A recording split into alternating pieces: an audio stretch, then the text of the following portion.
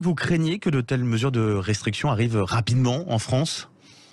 Oui, bien sûr, tout est toujours possible. De toute façon, on est embarqué dans cette folie depuis quasiment 2 ans, sans regarder, sans vouloir regarder les résultats des pays qui n'ont pas du tout mené ces politiques de restriction. Je pense en Europe à la Suède, je pense actuellement au Royaume-Uni. D'ailleurs, Boris Johnson a dit nous on rajoutera aucune restriction pour Noël, et puis d'autres pays, beaucoup d'autres pays dans le monde qui sont pas du tout là-dedans et qui finalement ont des résultats toujours au moins aussi bons ou aussi mauvais. On voit comme on veut, mais en tout cas voire souvent meilleurs que la France à plein de points de vue. Donc tout ça n'a absolument aucun sens, si ce n'est de continuer à embêter les peuples, à vouloir les contraindre, leur imposer des mesures tyranniques, liberticides, insupportables, des mesures de contrôle. C'est-à-dire que pour vous, il n'y a pas besoin de mesures, en tout cas de restrictions, ou de faire attention à ces interactions sociales pendant ces périodes de fête ? Non mais écoutez, moi je fais confiance à la responsabilité de chacun.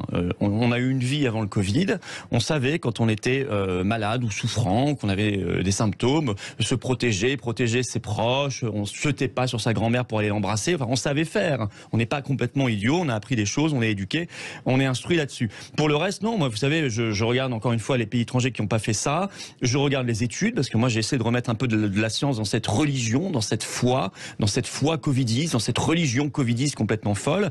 Je me souviens qu'est sortie il y a 1 an une étude de l'université de Stanford, signée par Ioannidis, qui est le plus grand épidémiologiste du monde. Tout le monde l'a oublié, plus personne ne le cite. Enfin, elle existe cette étude, elle démontrait que les politiques de restriction de liberté n'avaient aucune justification scientifique et aucun impact. Voilà. Donc c'est démontré tout ça. En fait, on le sait, mais on fait semblant de croire que ça n'existe pas. Ça vous inquiète